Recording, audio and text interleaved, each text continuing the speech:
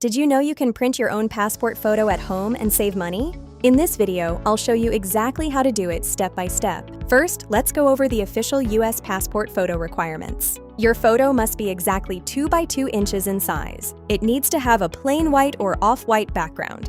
You must have a neutral facial expression with both eyes open. And remember, no glasses or head coverings unless for religious or medical reasons. Finally, the photo must be taken within the last 6 months. Instead of worrying about all these rules, you can use Photobooth Online to automate the process. Simply upload a photo from your phone or computer to the platform. Their AI instantly removes the background and crops it to the perfect size. The system even checks your photo against official US standards. You'll receive a ready-to-print 4x6 template with multiple photos on it.